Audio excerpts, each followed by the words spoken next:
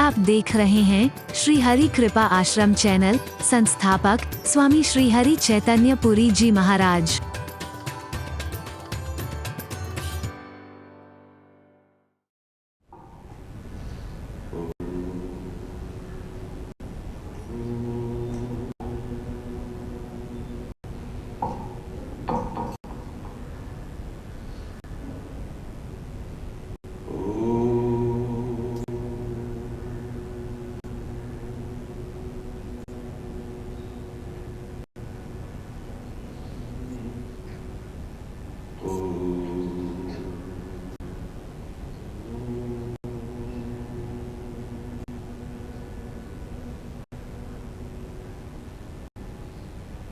सर्वे भवन्तु सुखिनः, सर्वे सन्तु निरामयम्, सर्वे भद्राणि पश्यन्तु, मा कश्चित् दुःखभाग् भवेत्। ॐ शान्ति शान्ति शान्ति। ॐ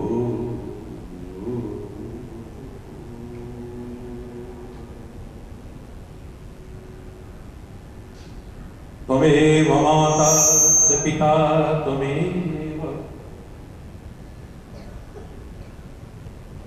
त्वमेव बन्धुश्च सखा त्वमेव, त्वमेव विद्या द्रविणो त्वमेव, त्वमेव सर्वं मम देव। ॐ शान्ति शान्ति शान्ति।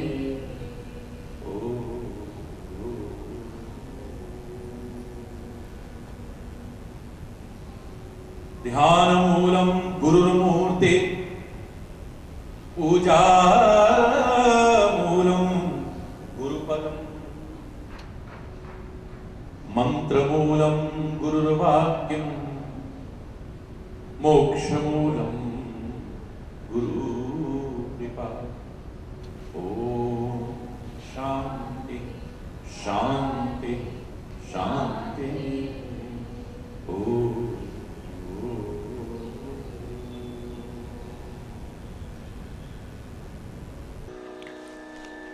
सबके लव पे तेरा नाम, सुबह शाम हो, सुबह शाम हो, सुबह शाम हो। सबके लव पे तेरा नाम, सुबह शाम हो, सुबह शाम हो, सुबह शाम हो। हर बुराई से बचें, बस नेक काम हो, बस नेक काम हो, बस नेक काम हो। हर बुराई से बचें, बस नेक, बस नेक काम हो, बस नेक काम हो। सबके लव पे तेरा नाम, सुबह शाम हो, सुबह शाम हो, सुबह शाम हो। सबके लव पे तेरा नाम,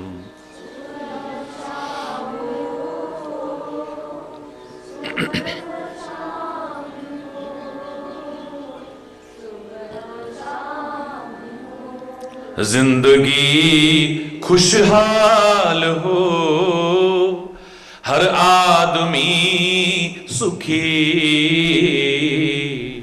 जिंदगी खुशहाल हो, हर आदमी आदमी सुखी। भावना हो प्यार की, न हो कोई दुखी। भावना हो प्यार की, न हो कोई दुखी। इस जमी पे ऐसा तेरा इंतजाम हो, प्रभु इंतजाम हो, प्रभु इंतजाम हो। हर बुराई से बचें, बस नेक काम हो, बस नेक काम हो, बस नेक काम। हम गुनाहों के घने अंधेरों से डरे, हम गुनाहों के घने अंधेरों से डरे। हम तो सच्चे दिल से यही कामना करें, हम तो सच्चे दिल से यही कामना करें, यही कामना करें। अब न किसी दिल में कोई इंतकाम हो, नहीं इंतकाम हो, नहीं इंतकाम हो। हर बुराई से बचे, बस नेक काम हो, बस नेक काम हो, बस नेक। सबके लो पे तेरा नाम, सुबह शाम हो, सुबह शाम हो, सुबह शाम हो। हर बुराई से बचें, बस नेक काम हो, बस नेक काम हो, बस नेक। और तेरा नाम हो, और तेरा नाम हो।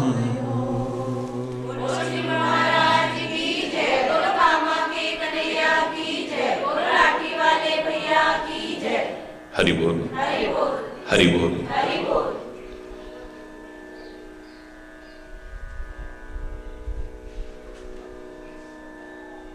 अभी वहां विराट धर्म सम्मेलन में जो प्रसंग चला उसी को आगे बढ़ा रहे हैं। देश के कोने कोने से अब लाखों लोग होली के अवसर पे यहां पहुंचेंगे,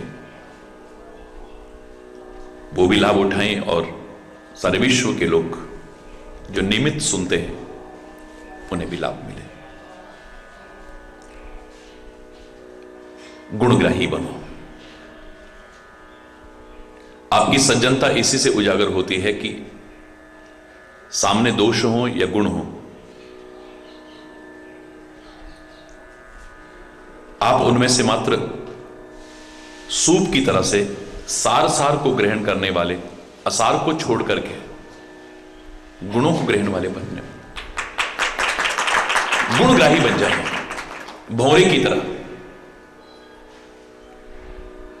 कमल में गंध है, भौरा दूर जंगल से खिंचा आता है क्योंकि वो गुणग्राही है।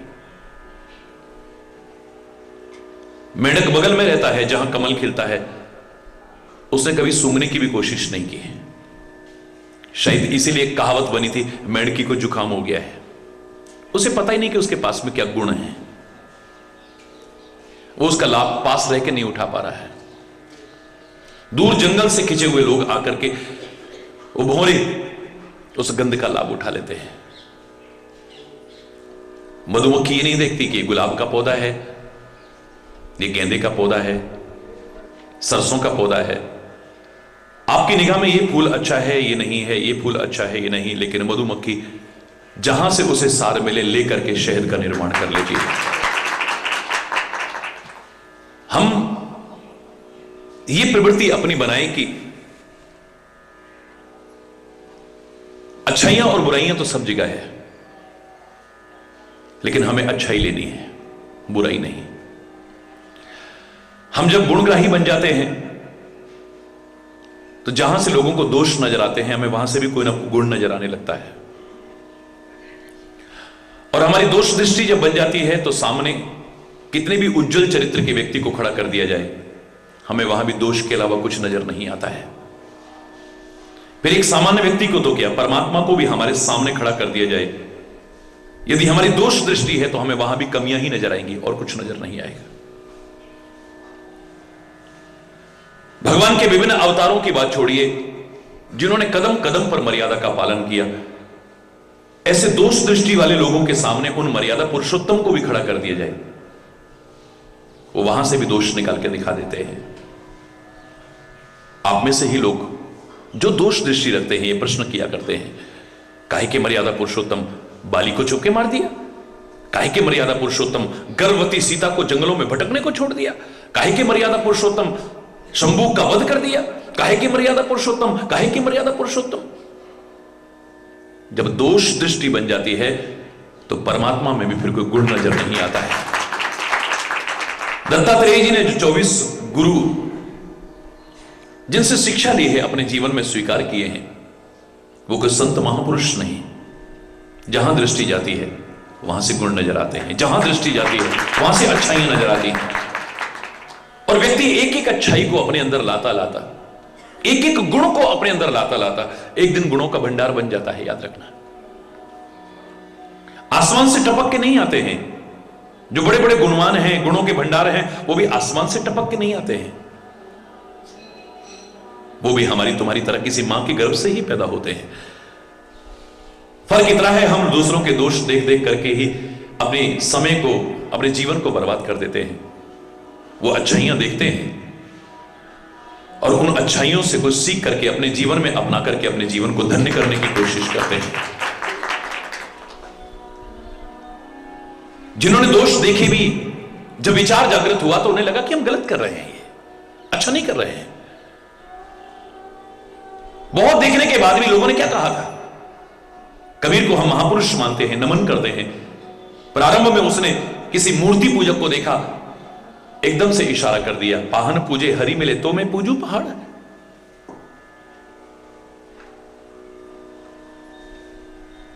किसी को नमाज अदा करते देखा, सीधे सीधे कह दिया एकदम से, काकर पाथर जोड़ के मस्जिद लही चिनाए, ताचड़ मुल्ला बांग दे क्या बहरा हुआ खुदाई। किसी के हाथ में माला देखी है जपते हुए, सीधे कह दिया, कर का मन का डार के, अब मन का माला फेरे तो झुक गया, गया ना मन का फिर। जहां देखा दोष, जहां देखा दोष, जहां देखा दोष। लगता है उस महापुरुष ने कभी शांति से विचार करा, क्या हो गया है मेरे को, मेरी जहां दृष्टि जा रही है दोष ही नजर आ रहे हैं। जब अंतरात्मा से विचार किया तो वाणी बदल गई है कबीर की, उस महापुरुष की वाणी बदल गई है। सीखना चाहिए हमें। अब वही व्यक्ति है, वो कह रहा है कि नहीं, बुरा जो देखन मैं चला, बुरा न मिलिया कोई, जो दिल खोजा अपना मुझसे बुरा न कोई। अब मैं जब दृष्टि जहां भी दौड़ाता हूं, अब मुझे दोष नजर नहीं आते हैं, कोई मुझे बुरा नहीं मिल रहा है। अंदर झांक के देखता हूं तो दोष अपने अंदर नजर आता है। गुण अवगुण सब विषय, इनमें जंतु न कोई। गुण अवगुण तो सबके अंदर है, आप क्या ले रहे हो? अच्छाइयां बुराइयां सबके अंदर है, आप क्या ग्रहण कर रहे हो? लोगों की बात छोड़िए, मैं तो यहां तक कहने में संकोच नहीं करूंगा कि स्वामी हरि चैतन्य के पास क्या और कितना है, संतों महापुरुषों के पास क्या और कितना है, वेद पुराण ग्रंथों में क्या और कितना है, यह इतना महत्वपूर्ण नहीं है। पर गुण ग्राहक बनकर के तुम क्या और कितना ले सकते हो, यह ज्यादा महत्वपूर्ण है। तुम कितनी शिक्षा ले सकते हो, कितने गुणों को ग्रहण कर सकते हो।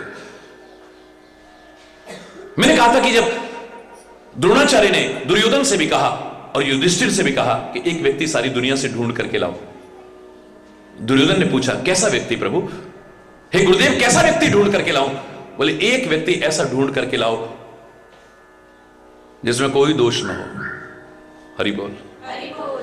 एक व्यक्ति सारी दुनिया में से ढूंढ करके लाओ जिसमें कोई दोष ना हो। युधिष्ठिर बोला मुझे बताइए प्रभु, मैं कैसा व्यक्ति ढूंढ के लाऊं? बोले तुम सारी दुनिया में से एक व्यक्ति ऐसा ढूंढ के लाओ जिसमें कोई अच्छाई ना हो। कहते हैं दोनों सारी दुनिया में घूमे और बहुत समय बाद वापस लौटे, लेकिन खाली हाथ लौटे। गुरुदेव के चरणों में प्रणाम किया। गुरुदेव कहते हैं युधिष्ठिर कहां है वो व्यक्ति? बोले गुरुदेव आपने यही तो कहा था ना, सारी दुनिया में से एक व्यक्ति ऐसा ढूंढना जिसमें कोई अच्छाई ना हो। मैं सीधे दुष्टों के पास गया, नीच लोगों के पास गया, अधम लोगों के पास गया, जिनको लोग कुकर्मी अधर्मी पता नहीं क्या क्या कहती थी, सीधे उनके पास गया। इनमें तो कोई अच्छाई होगी नहीं, पर व्यक्ति कहीं गलत ना ले जाऊं, इसलिए इनको अच्छी तरह देख तो लूं मैं। उनके करीब रह करके जब उन्हें नजदीक से देखना शुरू किया, जिनको दुनिया बुरा समझती थी महाराज, उस मुझे तो उनमें भी कोई ना कोई अच्छाई नजर आ गई, इसलिए खाली हाथ लौट आया। तो दुर्योधन तुम खाली हाथ क्यों लौटे? बोले गुरुदेव आपने यही तो कहा था एक व्यक्ति ऐसा लाना जिसमें कोई बुराई ना हो। मैं सीधे गया संतों के पास, सीधे गया महापुरुषों के पास, सीधे गया बड़े बड़े भक्तों के पास, इनमें तो कोई बुराई होगी नहीं, पर व्यक्ति कहीं गलत ना ले जाऊं, करीब से पहले देखने की आवश्यकता है। और जब मैंने करीब से देखने की कोशिश की महाराज, मुझे तो उनमें भी कोई ना कोई बुराई नजर आ गई, इसलिए खाली हाथ लौटाए। एक को अच्छों में भी बुराई नजर आ रही है, एक को बुरों में से भी अच्छाई नजर आ रही है। हरि बोलना। अरे विशाल सागर है, पर एक का ध्यान मछलियों पर ही है, वो मछलियां ही बटोरता है, बस सारी जिंदगी पीढ़ी दर पीढ़ी इसी में निकल गई उसकी। हरि बोलना। और उसी में संतुष्ट है, बड़ा खुश है, आज इतनी मिल गई, आज इतनी मिल गई, आज इतनी मिल गई। इस सागर में बहुत कुछ है, लेकिन एक व्यक्ति मात्र मछलियां बटोरने में लगा हुआ है। एक व्यक्ति सीप शंख इत्यादि के इकट्ठे करके ही बड़ा खुश है। हरि बोलना। एक ऐसा भी है जो मोती ढूंढ करके लाता है। तुम क्या लेते हो, कितना लेते हो, कहां से लेते हो, यह आप पर निर्भर करता है। एक एक अच्छाई भी लाने लगे, एक दिन अच्छाइयों के हम भंडार बन सकते हैं। हमारे साथ के ही लोग कहां से कहां पहुंच जाते हैं, कोई आसमान से नहीं टपके, वो भी धीरे धीरे प्रयास किया तो जिमी सरिता सागर मह जाही, सिमिट सिमिट जल भर ही तलावा, तिमी सदगुण सज्जन पही आवा। जैसे सिमिट सिमिट करके जल भरता रहे, थोड़ा थोड़ा करके भी आता रहे, एक दिन बड़े बड़े तालाब भी लबालब भर जाते हैं। ऐसे एक एक अच्छाई भी लाने की कोशिश करोगे, एक दिन अच्छाइयों से लबालब भर जाओगे। लोग कहेंगे यार ये वही है, ये वाह सा वाह, वाह सा वाह, वाह सा वाह, पहले क्या था और देखो।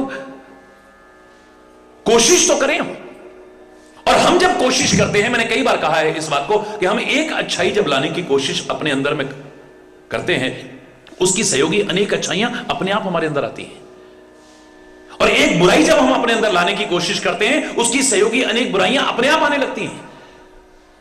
जैसे आप कहते हैं ना, एक झूठ को छुपाने के लिए फिर 100 झूठ बोलने पड़ते हैं। हरि बोलना।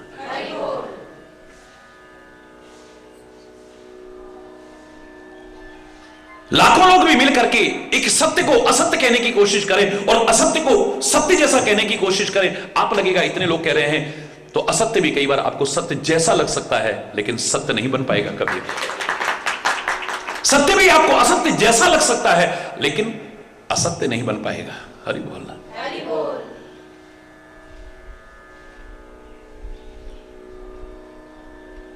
एक अच्छाई लाओ, अनेक अच्छाइयां आपके अंदर आएंगी।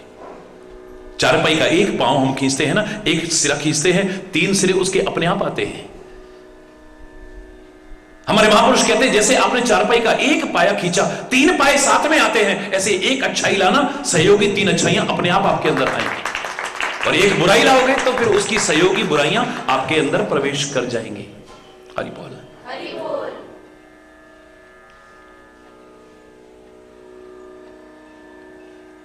गुण ग्राहकता अपने अंदर लाना, फिर देखना आप जहां से देखोगे अच्छाई, जहां से देखोगे अच्छाई। मैंने कल भी आपसे कहा कि पूरे भारत की जब पदयात्रा की, शरीर की अवस्था बहुत छोटी थी। मात्र 21.5 वर्ष की अवस्था में मैंने भारत पदयात्रा प्रारंभ की। लोग पूछा करते थे, महाराज जी इतना सब आपने कहां से सीखा? मैंने कहा घर में भी सीखा, अच्छे संस्कार थे घर के, संतों महापुरुषों से भी सीखा, रामायण गीता पुराण इत्यादि इन सब से भी सीखा, ग्रंथों से सीखा। लेकिन जिन्हें तुम नीच और दुष्ट समझते हो, मैंने तो उनसे भी सीखा है। क्या बात करते हैं महाराज जी, बुरे लोगों से कैसे सीख सकते हैं? मैंने कहा उस शराबी को नहीं देखा जिसके गाल लाल थे, उस शराबी को देखा जिसका शरीर बर्बाद, पैसा बर्बाद, इज्जत बर्बाद, घर की शांति बर्बाद, सब कुछ बर्बाद। बचपन में ही प्रेरणा ले ली, बेटा जीवन में कभी शराब मत पीना वरना तेरा भी जीवन बर्बाद हो सकता है। क्यों नहीं सीख सकते आप? सीखने वाले तो बनो। उस जुआरी को नहीं देखा जिसका घर बना हुआ है, महल बने हुए हैं, वो नहीं देखा। उस जुआरी को देखा जिसका सब कुछ बर्बाद हो गया है। सीख लो, अगर तुमने जुआ खेला तो तुम्हारा भी सब कुछ बर्बाद हो सकता है। रहीम ने ऐसे नहीं कहा था उत्तम विद्या लीजिए यद्यपि नीच पे होए, पर वो अपावन ठोर पे कंचन तलिए न कोई। तुम महापुरुषों की बात करते हो, अवतारों की बात करते हो, भगवान की बात करते हो, वेद पुराण ग्रंथों की बात करते हो, भागवत गीता इत्यादि की बात करते हो। नहीं, अगर तुम्हें उत्तम विद्या किसी नीच से भी मिलती हो, लेने में संकोच मत करना। यहां तुम्हारी सज्जनता उजागर होगी, दुर्जनता नहीं, सज्जनता उजागर होगी।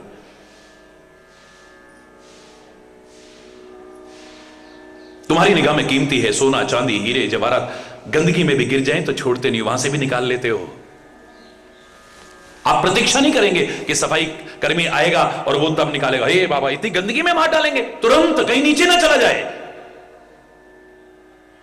तुम्हारी निगाह में जो कीमती है उसे गंदगी में भी नहीं छोड़ते हो। मेरे प्यारे बच्चों, मेरे प्यारे भाइयों, मेरी प्यारी बहनों, तो महापुरुषों की निगाह में गुणों से ज्यादा कीमती और कुछ नहीं हो सकता है। जहां से मिले ले लेना। और इसके लिए आपको बड़ा सुंदर भाव बनाना पड़ेगा।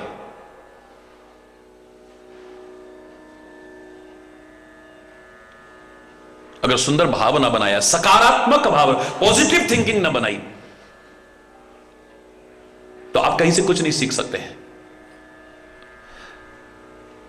आप मूर्खताओं से अगर ना बचे, उससे दूर ना हुए, आप कुछ नहीं सीख सकते हैं। रामायण में गलत नहीं कहा, मूर्ख हृदय न चेत जो गुरु मिले ही विरंचि सम। साक्षात ब्रह्मा भी गुरु बनकर के आ जाए, मूर्ख व्यक्ति के हृदय में चेत होने वाला नहीं है, उसको ज्ञान नहीं होगा। ब्रह्मा तो क्या, ब्रह्म भी उसका गुरु बनकर के आ जाए, वो कभी सीखने वाला नहीं है। भगवान कृष्ण अलग अलग नहीं है, भगवान कृष्ण की वाणी अलग अलग नहीं है, लेकिन अर्जुन लाभ उठा लेता है। असंख्य लोग तब भी और आज भी और आगे भी गीता से लाभ उठाते हैं, लेकिन दुर्योधन को समझ में नहीं आती है। हरि बोलना। दुशासन के समझ में नहीं आती है, शकुनी के समझ में नहीं आती है, धृतराष्ट्र के समझ में नहीं आती है, शिशुपाल के समझ में नहीं आती है। श्री कृष्ण अलग अलग नहीं है। शांति दूत बनकर के जाते हैं, हाथ जोड़ते हैं, भगवान होकर के हाथ जोड़ते हैं, भैया मान जाओ, भैया मान जाओ। ये भाइयों के साथ तुम गलत कर रहे हो, इसे कोई भी उचित नहीं ठहरा सकता है।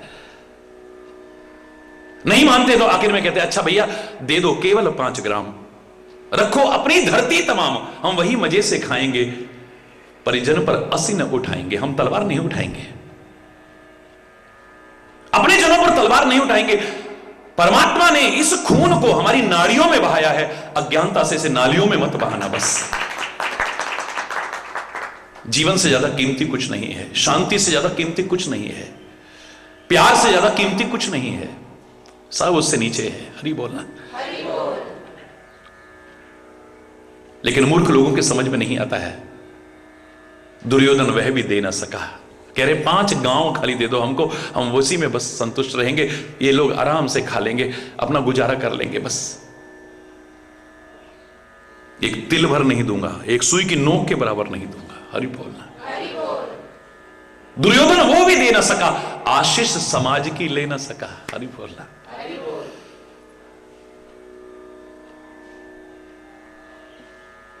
फूल ही फर ही न बेंत, जदपि सुधा बरस ही जलधि। बादल अगर अमृत भी बरसाने लगे, जल तो क्या है, लेकिन बेंत फलती फूलती नहीं है। बंजर भूमि में घास का तिनका भी पैदा नहीं होता है। कुछ लोगों को समझाना भी क्या है, 60 सन विनय कुटिल सन प्रीति, सहज कृपण सन सुंदर नीति, ममता रत सन ज्ञान कहानी, अति लोभी सन विरति बखानी, क्रोधी ही सम कामी ही हरि कथा, ऊसर बीज बये फल जथा। इन लोगों के लिए प्रयास कैसे है, जैसे बंजर भूमि में बीज बोने जैसा, बीज भी बेकार जाता है। पुराने लोग सरल भाषा में कहा करते थे, मूर्ख को समझाइए ज्ञान गांठ का जाए। अपना ज्ञान भी जाता है, पछतावा होता है, क्यों समझाया होगा मैंने, बेकार में खाली अपना टाइम बर्बाद करा। हरि बोल रहा।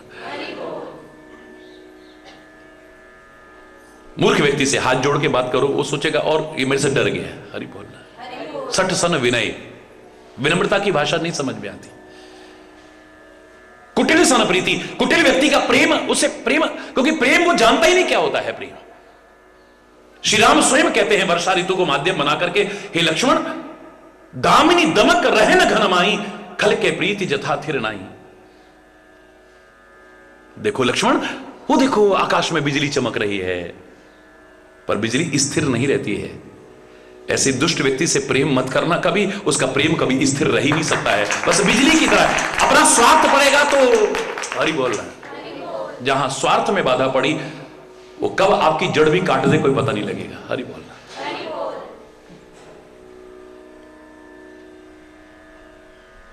दुष्ट व्यक्ति का प्रेम हमेशा स्थिर नहीं रह सकता है कभी भी।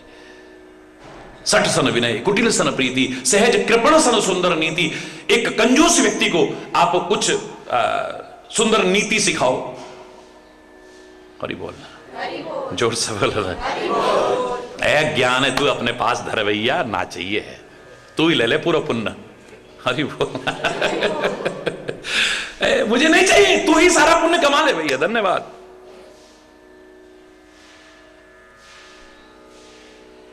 उसको नहीं अच्छी लगती है।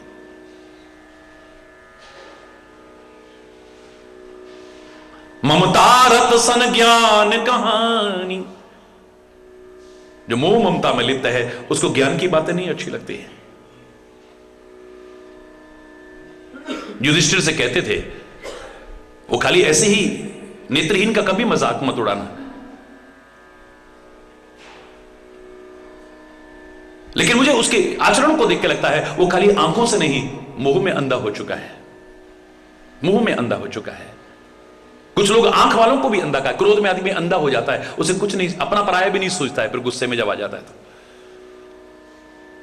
मुंह में अंधा हो जाता है आदमी। काम में अंधा हो जाता है, कामांध कहते हैं, मोहांध कहते हैं। लोभ में आदमी अंधा हो जाता है, बाद में कहता है लालच बुरी बला है, बेकार फंसे यार। हरि बोल रहा, अंधा हो जाए, उस समय उसे नजर नहीं आता है। अभिमान में आदमी अंधा हो जाता है, मदांध कहते हैं जिसे, मदांध। लोग कहते हैं लव इज ब्लाइंड, मैं नहीं मानता, प्रेम कभी अंधा नहीं हो सकता है। प्रेम तो अंधे की भी आंखें खोल दे, वो होता है। परमात्मा से प्रेम करता है सूरदास, तुम आंख वाले वो नहीं देख पाता है जो वो देखता है। उसको वो दिखाई दे रहा है जो तुम्हें भी दिखाई नहीं दे रहा है। हरि बोलना। मोह में आदमी अंधा, अच्छे बुरे का भी पहचान नहीं रहती है। सब कह रहे हैं कि धृतराष्ट्र ये गलत हो रहा है, तुम्हारे भाई, तुम्हारे बच्चे क्या कर रहे हैं, ये अपने भाइयों का हक छीन रखा है, उनको सता रहे हैं, लाक्षागृह तक में जलाने की कोशिश की है, जहर तक देकर के मारने की कोशिश की है, निहत्तों पर आक्रमण करके मारने तक की कोशिश की है। क्या क्या अनर्थ नहीं कर रहे हैं, ये गलत है। क्या उत्तर था उसका? मैं जानता हूं पर क्या करूं। हरि बोल।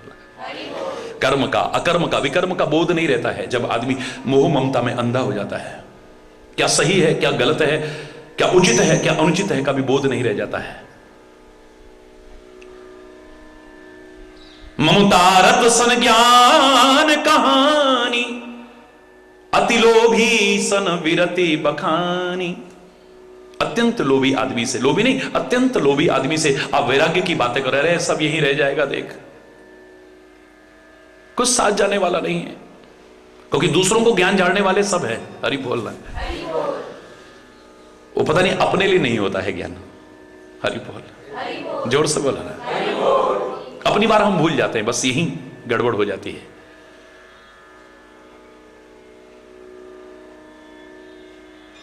आप उसे वैराग्य की बातें करो, अरे छोड़ो, अब सारी जिंदगी तुमने कर लिया, अपनी जिम्मेदारियां पूरी कर ली, अरे अब भजन करो भगवान का,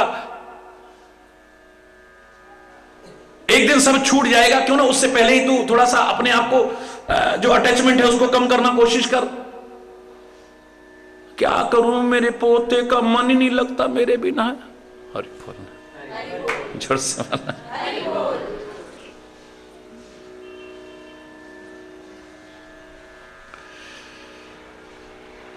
अभी जरा वो स्कूल जाने लग जाए तो फिर देखेंगे, फिर उसकी नौकरी लग जाए तो फिर देखेंगे, फिर उसकी शादी हो जाए तो फिर अब उसका भी कक्का हो जाए तो फिर देखेंगे। हरि बोल, जोर से।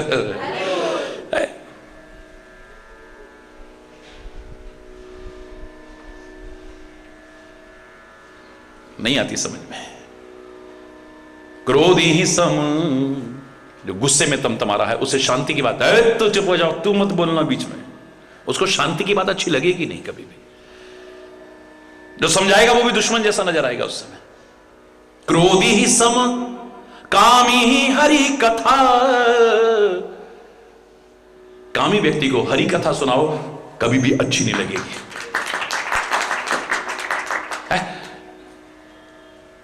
बगले को अगर मानसरोवर में ले जाया जाए उसे आनंद नहीं आएगा, मानसरोवर में भी आनंद नहीं आएगा। गंदगी खाने को नहीं मिल रही है ना, हरि बोल, उसका मन वहीं लगेगा। वो पोखरे में खुश है, मछलियां पकड़ना खाना, हरि बोल। वहां तो हंस ही जा सकते हैं, हंसों को ही आनंद, वहां से उनका जाने को मन नहीं करेगा।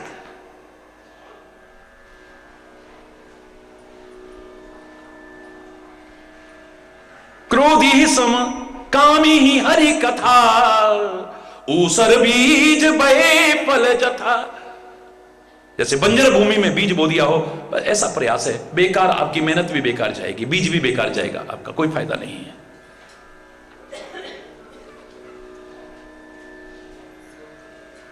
इसलिए महापुरुषों ने आपको समझाया नहीं है, अपने मन को समझाया और अपने मन के माध्यम से आप भी सीख गए, लाभ ले लिया।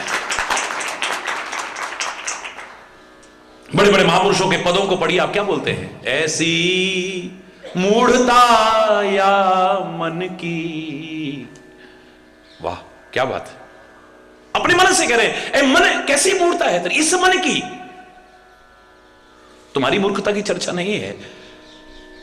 तुलसीदास ने रामायण लिखा पूरा, बोले क्या लिखता, किस लिए लिखा है मैंने, स्वांतः सुखाय तुलसी रघुनाथ गाथा, भाषा निबंध मति मंजुल मातनोति।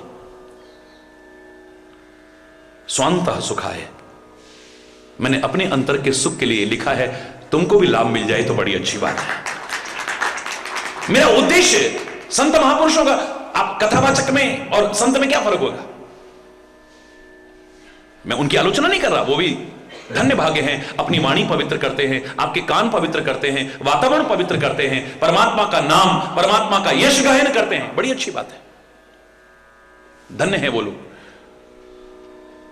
लेकिन फर्क इतना है, वो आपको रिझाने के लिए करते हैं, संत उसको रिझाने के लिए करता है। आपको रिझा करके आपसे कैसे मैं लेके जाऊं, अपने परिवार का पोषण करूं, बस उनका उद्देश्य उतना है, उनका व्यवसाय है वो। हरि बोलना। तानसेन कितना अच्छा गायक है, दुनिया में नाम है। अकबर कहता है कि वाह वाह वाह, तेरे जैसा तो गायक दुनिया में नहीं हुआ है। हंस रहे हो तानसेन, तुम मेरे 9 रत्न में से एक रत्न हो, तुम्हारे जैसा गायक इस दुनिया में नहीं हो, भारत में क्या सारी दुनिया में नहीं है। क्या हुआ, बोले मेरे गुरु महाराज को अगर सुन लोगे ना सब भूल जाओगे। कौन है तुम्हारे गुरु महाराज? परम पूज्य स्वामी हरिदास जी महाराज हैं, जिन्होंने बिहारी जी को भी प्रकट करके दिखाया। एक बार उनका सुने, तुरंत आदेश दिया स्वामी हरिदास जी को वृंदावन से हमारे दरबार में पेश किया जाए। बोले महाराज इस अभिमान में मत रहना, वो तुम्हारे यहां नहीं आने वाले हैं। दुनिया की कोई ताकत प्रेम के अभाव में संत को नहीं बुला सकती है। आपके पास पैसा हो, बड़े बड़े गायक आ सकते हैं, कथावाचक आ सकते हैं, बड़े बड़े विद्वान आ सकते हैं, लेकिन संत बोलो ना,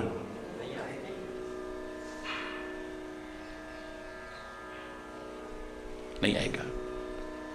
आपको उनके दरबार में जाना पड़ेगा, और वो भी आप अगर अकबर बन करके गए, शहंशाह बन करके गए, तो वो आपको एक शब्द भी नहीं सुनाने वाले हैं, इतना याद रखना। हरि बोल।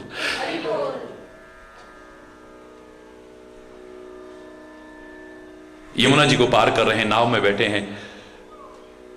नहीं, मुझे नहीं लगता है तानसेन, संगीत की जितनी गहराइयां तुम जानते हो ना, इतना कौन जानता होगा। तानसेन ने ऐसे उंगली डाली, इतनी सी बीजी बस नाव में से यमुना जी में। तानसेन कहता है अभी तो संगीत की गहराइयों को बस इतना ही जान पाया हूं, देखो जरा उनको चलकर। अच्छा एक बात बताओ कि तुम इतना अच्छा गाते हो, इससे अच्छा मुझे तो नहीं लगता कोई गाता होगा। भाई आखिर तुम में और उसमें अंतर क्या है? मैं तुम्हारा सुनकर के मुझे बड़ा अच्छा लगता है, संतुष्टि मिलती है, मैंने अपने दरबार का रत्न बना रखा है तुम्हें, मैं चल रहा हूं, बड़ी अच्छी बात है, लेकिन मुझे नहीं लगता कुछ अलग सा होगा। बोले बिल्कुल ही अलग है। कि क्या फर्क है? बोले मैं आपको रिझाने के लिए गाता हूं, वो परमात्मा को रिझाने के लिए गाते हैं। हरि बोलना, जोर से बोलना। दुबक करके सुन रहे हैं, और वो तानपुरा लेकर के बस आहा भाव विभोर करके प्रभु के गुणानुवाद गा रहे हैं। अकबर अपनी सुध-बुध भी भूल गया है, सुध-बुध भी भूल गया है। आनंद ही कुछ और है।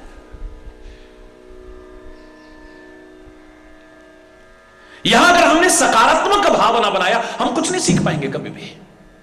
पॉजिटिव थिंकिंग बनानी पड़ेगी हमें।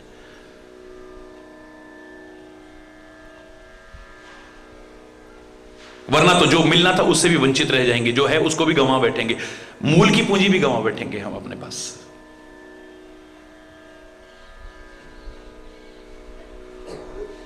भाव है। अब परमात्मा अलग अलग नहीं है। एक बात बताओ, आपने अगर रामायण का वो प्रसंग सुना हो, धनुष यज्ञशाला में श्री राम जाके खड़े हुए, कोई कहता है कितने प्यारे बच्चे हैं, हरि बोल, अरे क्या राजकुमार हैं, दूसरा कहता है, तीसरा बोला हमें तो अपने सगे संबंधी जैसे लग रहे हैं, मन कर रहा है प्यार करो इनको, चल के बिल्कुल अपने जैसे लग रहे हैं तो। चौथा कहता है नहीं, हमें तो लगता है साक्षात परमात्मा उधर के आगे है।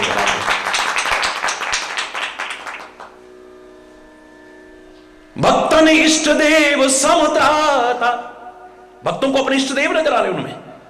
योगिन परम तत्व में भाषा, योगी लोग बैठे थे, उनको परम तत्व स्वरूप दिखाई दे रहे हैं। वो रहता असुर जिच्छो निपवेशा, तिन प्रभु प्रगट काल सम देखा। कई राक्षस भी उस स्वयंवर में वेश बदल करके राजा बन करके बैठे हुए थे।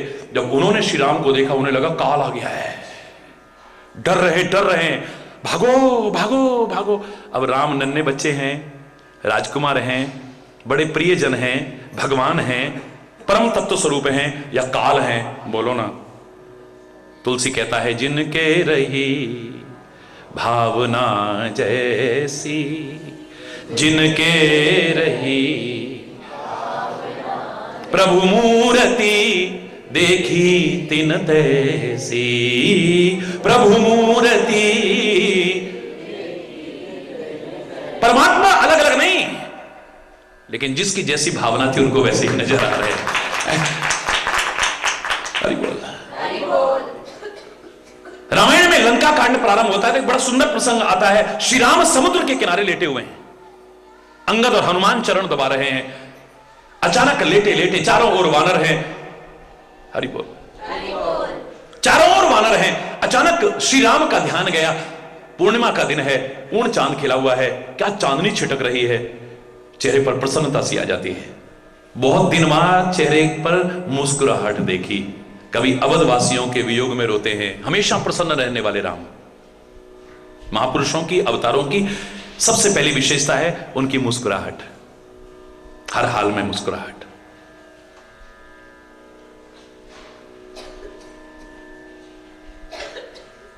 दुनिया दीवानी है जिसकी मुस्कुराहट की।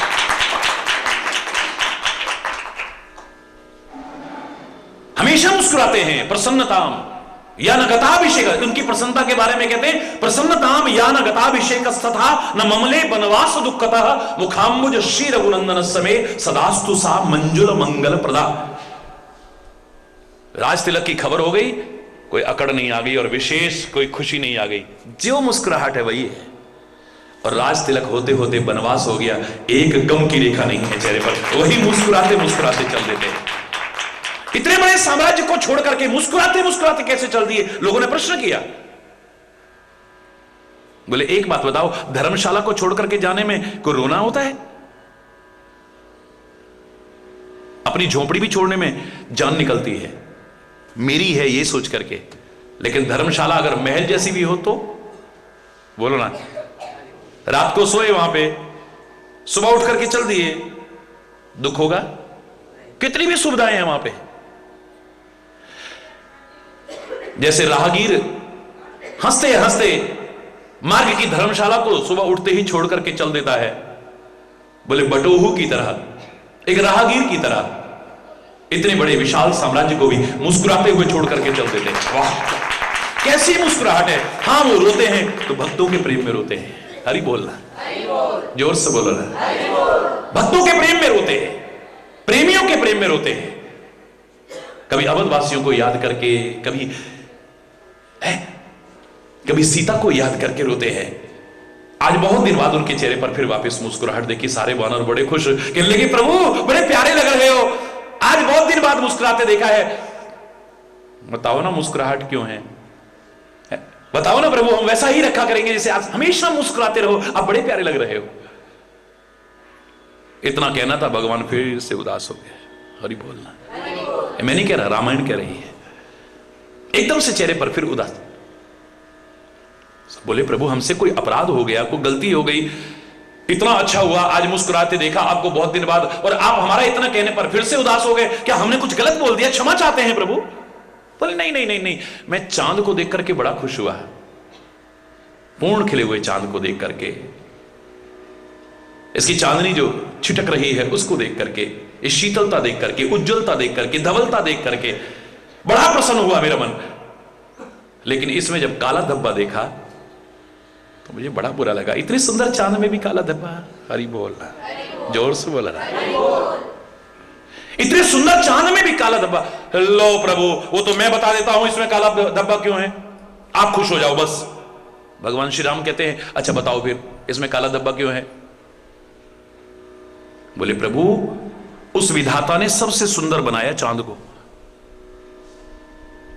कोई भी सुंदर होता तो क्या कहते, चांद जैसा मुखड़ा है इसका, तो यही तो कहते, सबसे सुंदर बनाया है। और बनाने वाला यानी जैसे पैदा करने वाला, जैसे मां अपने बच्चे को जब सुंदर देखती है ना अपने एंगल से, तो काला टीका लगा देती है, इसे नजर ना लग जाए। हमें लगता है विधाता ने देखा ये मेरी कृति, ये मेरी रचना, ये मेरी उत्पत्ति बहुत सुंदर है, इसको नजर ना लग जाए इसलिए काला टीका लगा, और कुछ नहीं है प्रभु। दूसरा है चुप कर, मैं बताता हूं प्रभु काला धब्बा क्यों है लेकिन आप खुश हो जाओ बस। अच्छा भाई तुम बताओ चंद्रमा में काला धब्बा क्यों है? बोले प्रभु इसको कलंक का टीका लगा हुआ है। अपने गुरु, देव गुरु बृहस्पति की पत्नी के प्रति दुराचार की भावना इतिहास कहता है इसके मन में आई, वो इसको कलंक का टीका लगा, और कुछ भी नहीं है। तीसरा बोले चुप कर, ये बात नहीं है, मैं बताता हूं चंद्रमा में काला धब्बा क्यों है, लेकिन प्रभु आप प्रसन्न हो जाओ। श्री राम कहते हैं अच्छा बताओ चंद्रमा में काला धब्बा। बोले शशि महापरत भूमि के झाई, परमात्मा पृथ्वी की परछाई पड़ रही है चांद में, चंद्रमा में जो पृथ्वी की परछाई पड़ रही है, वो परछाई काली काली नजर आ रही है और कुछ भी नहीं है, आप खुश हो जाओ बस। एक और आवाज आई, बोले नहीं प्रभु ये नहीं है, हम बताते हैं चंद्रमा में काला धब्बा क्यों है, लेकिन आप खुश हो जाइए। श्री राम कहते हैं अच्छा बताओ इसमें काला धब्बा क्यों है। वो कहता है प्रभु सारी सृष्टि का जब निर्माण किया विधाता ने तो सबसे सुंदर उत्पन्न किया कामदेव। क्यों? अब उसकी पत्नी भी बहुत सुंदर होनी चाहिए। तो जब रति का मुख निर्माण कर रहे थे, कहने लगे इसको कैसे मैं बहुत सुंदर बनाऊं। तो उन्होंने कहा चांद मेरा बड़ा सुंदर है, इसका सार लेकर के मटेरियल वहां से ले लेता हूं, इससे सुंदर चेहरा बनाता हूं। सार भाग शशिकर हर लीना, रामायण के शब्द हैं। ए परमात्मा, विधाता ने सार भाग हरण कर लिया चंद्रमा का। अब चंद्रमा में प्रकट हो इन छिद्र इंदु उर्माही, वो चांद में ना छेद हो गया जो बीच में से मटेरियल लिया था। बस उस छेद के पीछे से जो आकाश दिखाई दे रहा है वही काला काला है और कुछ भी नहीं। कोई कुछ कह रहा है, कोई कुछ कह रहा है, निर्णय नहीं हो पा रहा है कि चंद्रमा में काला धब्बा क्यों है। श्री राम कहने लगे अच्छा मैं बताता हूं भाई। हाँ, भगवान कहें इससे बड़ी बात क्या है। हे प्रभु आपके मुखारबिंद से सुनने को मिले फिर तो और कुछ सुनने की आवश्यकता नहीं, आप बताइए ना चंद्रमा में काला धब्बा क्यों है। श्री राम कहते हैं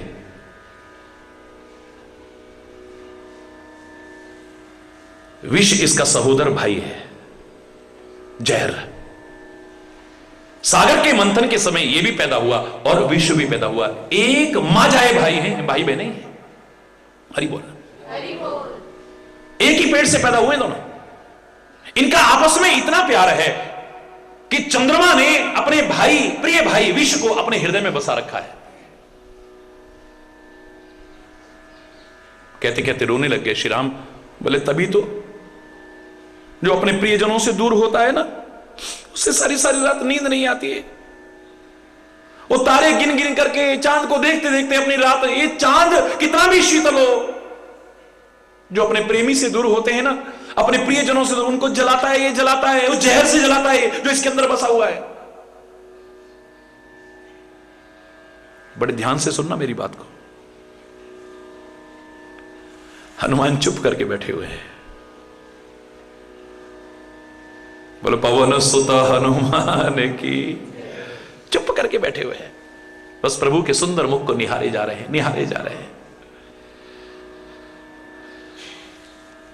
सारे कहने लगे हनुमान जी सबने बताया, तुम तो कुछ बताते ही नहीं हो।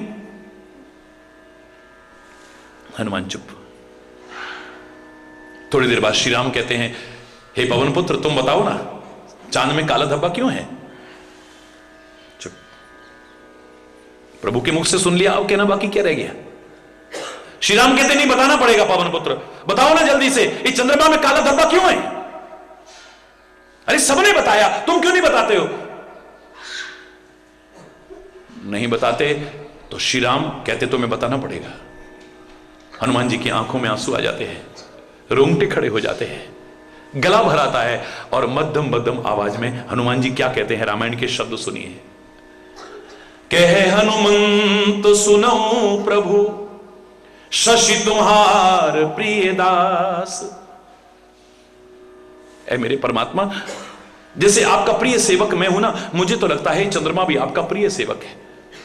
हमने पूछा काला धब्बा क्यों है और तुम कहते हो प्रिय सेवक है। बोले प्रभु वही बता रहा हूं, जैसे आपका प्रिय सेवक होने के नाते आपकी सांवली मूर्ति मैंने अपने हृदय में विराजमान कर रखी है। मुझे तो लगता है आपके प्रिय सेवक चंद्रमा ने आपकी वो सांवली छटा अपने हृदय में विराजमान कर रखी है।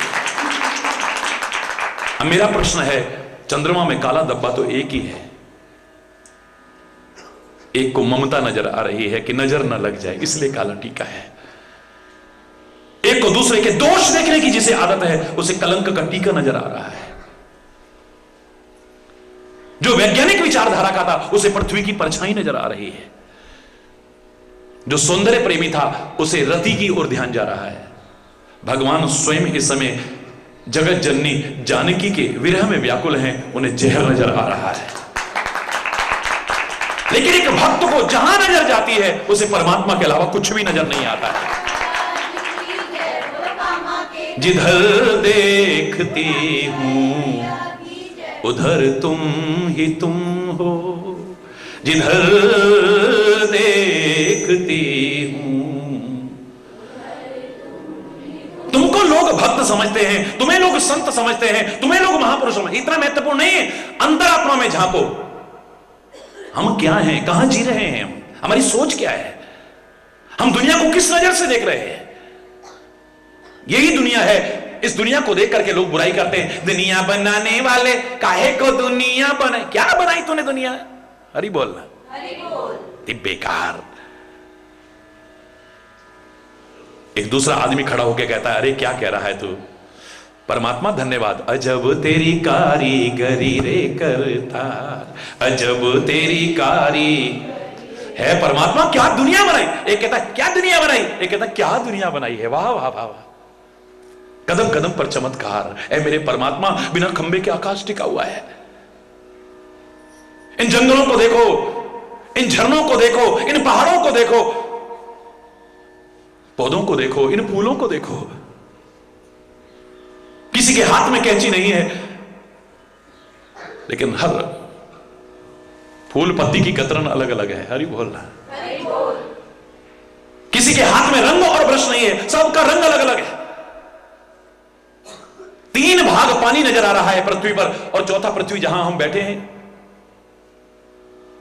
इसके नीचे भी पानी है। ऐसे लगता है दूध के ऊपर मलाई हो और हम बैठे और डूब भी नहीं रहे। वाह भैया वाह, परमात्मा क्या बनाया है तू। वो प्रशंसा ही प्रशंसा किया जा रहा है।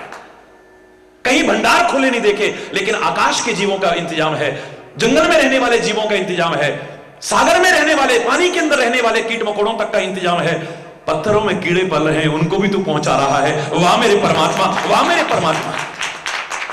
अरे और तो छोड़ो, अरबों लोग हैं इस दुनिया में, मानवों में ही, पशु पक्षियों को छोड़ो, कीट 84 लाख योनियों की नहीं कर रहा, एक योनि की बात कर रहा हूं। मानव को देखो, कितने अरब लोग हैं, किसी की शक्ल नहीं मिलती आपस में। कितने खांचे हैं तेरे पास? हरि बोलना। चलो चेहरा तो इतना बड़ा है ना, इसके खांचे अलग अलग हो सकते हैं, लेकिन फिंगरप्रिंट किसी के आपस में नहीं मिलते। इतने से उसमें कितना हेर फेर कर सकता है आदमी, बोलो ना जरा, कितना हेर फेर कर लेगा। वाह परमात्मा, वाह परमात्मा, वाह परमात्मा, वाह परमात्मा। एक ही दुनिया है, उसे देख करके लोग ऐसा कह रहे हैं, एक ही दुनिया है, उसे देख करके ऐसा कर रहे हैं। हरि बोलना, जोर से बोलना। तुमने सोच कैसी बना ली है, नजरिया। मैं हमेशा कहा करता हूं, इस सृष्टि नहीं बदलनी है, तुम बदल भी नहीं पाओगे। बस दृष्टि बदल लो, दृष्टिकोण बदल लो, नजरिया बदलो, ये सृष्टि भी बदली हुई नजर आएगी।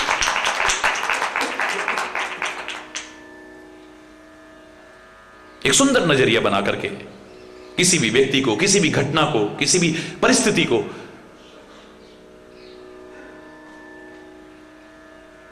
किसी भी चीज को, किसी भी बात को जब देखेंगे, अंदर आपको साफ साफ महसूस हो जाएगा। हरि बोलना। प्रसंग हमारा आगे चलता रहेगा ईश्वर की कृपा से, और अब तो देश के कोने कोने से लोग आने प्रारंभ हो जाएंगे।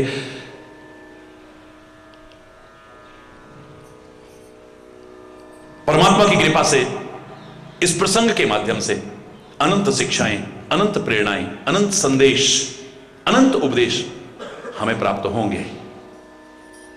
परमात्मा से प्रार्थना है हमें इस योग्य बनाना कि हम उनको ग्रहण कर सकें, अपना सकें, अपने जीवन को धन्य कर सकें। बस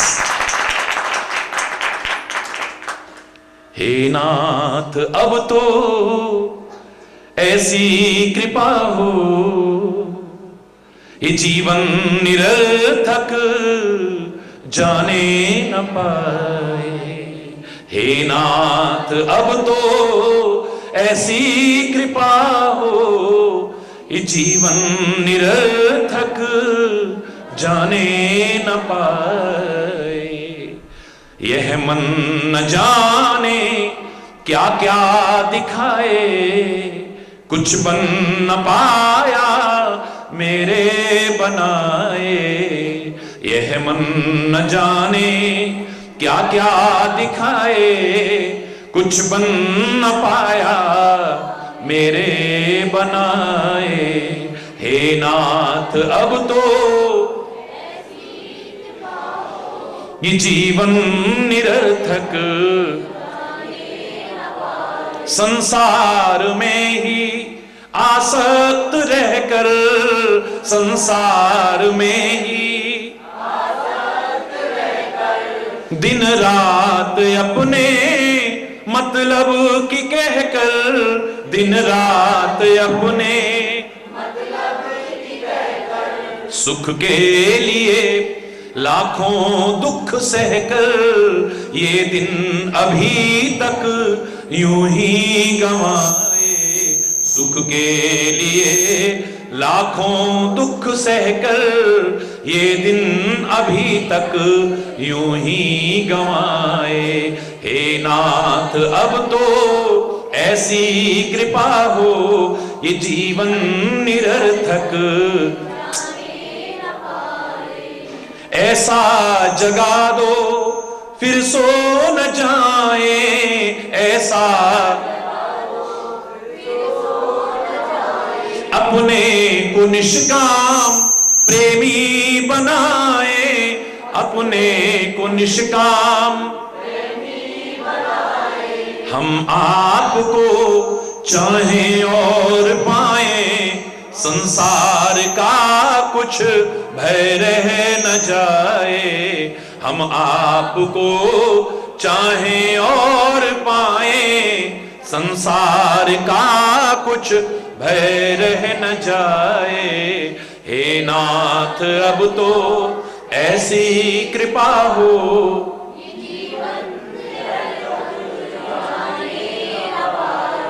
वह योग्यता दो सत्कर्म कर ले, वह योग्यता दो अपने हृदय में सद्भाव भर ले, अपने हृदय में नर्तन है साधन भव सिंधु तर ले, ऐसा समय फिर आए न आए। नर्तन है साधन भव सिंधु तर ले, ऐसा समय फिर आए न आए। हे नाथ अब तो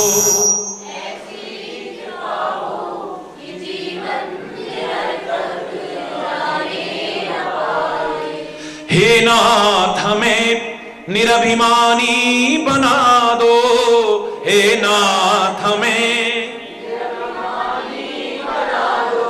दारिद्र हर लो, दानी बना दो, दारिद्र हर लो, आनंदमय विज्ञानी बना दो।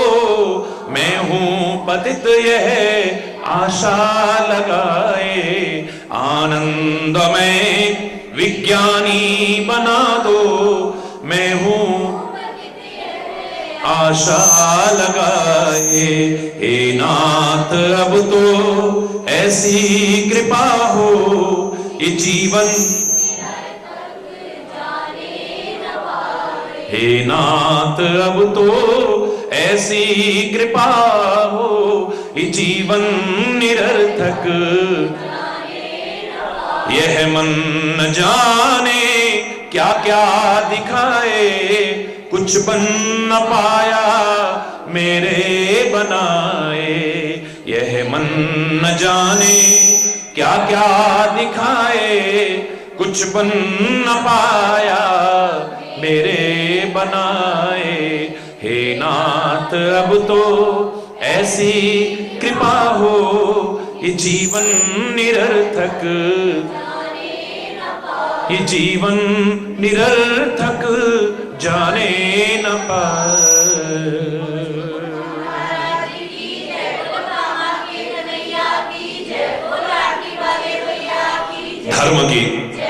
धर्म की अधर्म का प्राणियों में, विश्व का, गौ माता की, भारत माता की, गंगा माता की, संत समाज की, भारत की देवियों की, भक्त समाज की,